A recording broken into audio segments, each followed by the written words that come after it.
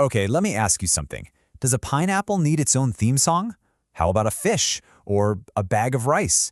Well, today we're going to talk about a Japanese band that says absolutely yes, and they're using music to help the very people who put food on all of our tables. All right, let's just jump right in with this lyric. I got caught, but I don't regret it. I mean, that sounds like something out of a movie, right? Like a cool anti-hero line. But believe me, where this actually comes from, you are not gonna guess. So what kind of song is this really? Well, get this, it's a song written from the perspective of a fish. Yeah, a fish that's just been caught. And it's not some sad ballad, it's super upbeat, super catchy, and it was made for one reason, to be played in the seafood aisle to get you excited about, well, buying more fish. Okay, so a song for a fish, right? It sounds kind of like a funny gimmick, a one-off thing, but this song is actually just the tip of the iceberg. It's part of something way bigger and honestly something really, really cool. So this song, it's not just some random thing. It was made with Japan's official fisheries agency. And the band who made it, they give it away for free. Absolutely free. Any store can use it. The only thing they ask for is a tiny little credit that says music by Kyushoku Toban. Which brings us to the big question. Who are these people? Who spends their time making amazing music for fish for free? Well, let's meet the crew. They call themselves the Lunch Duty. Their name in Japanese is Kyushoku Toban, and the translation is just perfect. It means school lunch duty. You know, like the kids who help serve lunch at school. It's such a great name, and it really gets to the heart of what they're all about, connecting us to our food with music. And check out their lineup. It's just as wild as their mission. I mean, this is not your average band. You've got vocals, sure, but then you've got 2 violins, a traditional Japanese instrument called a koto, a piano, and a DJ.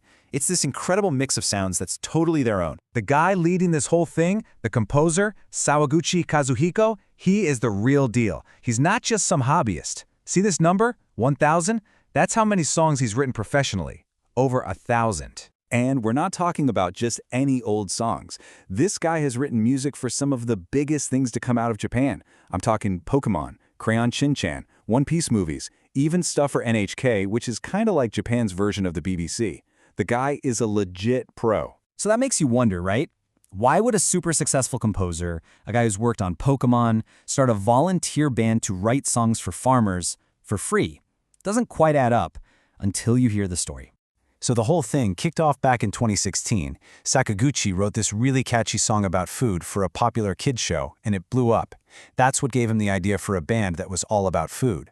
And in the beginning, their mission was pretty straightforward. But then, 2019 happened.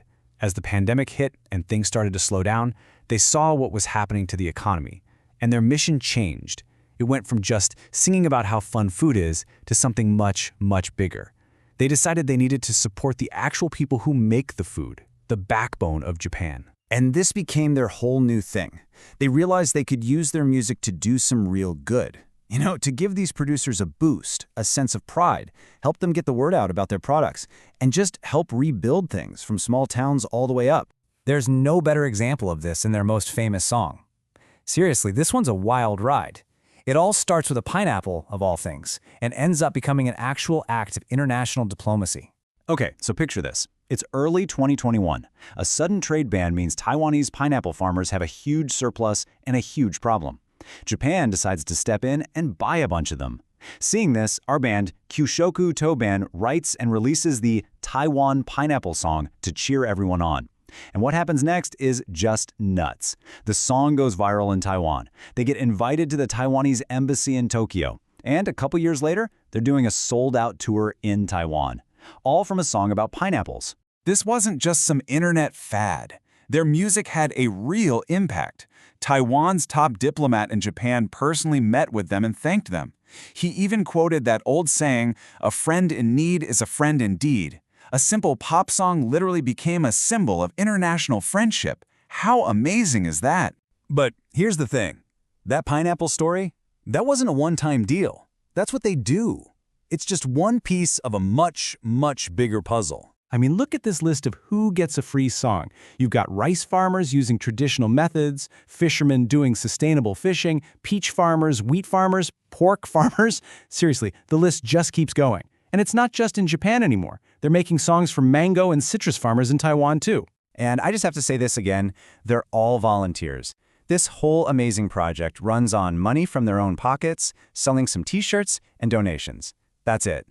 It is a true passion project, a total labor of love. So if you look at what they do today, it really breaks down into these three main pillars. It all started with food education. Then it grew into supporting Japan's primary industries, the farmers and fishermen. And now, thanks to that pineapple song, building friendship between Japan and Taiwan has become a huge part of who they are.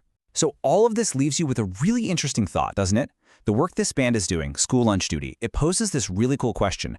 What if every farmer had their own theme song? What if every fisherman had an anthem?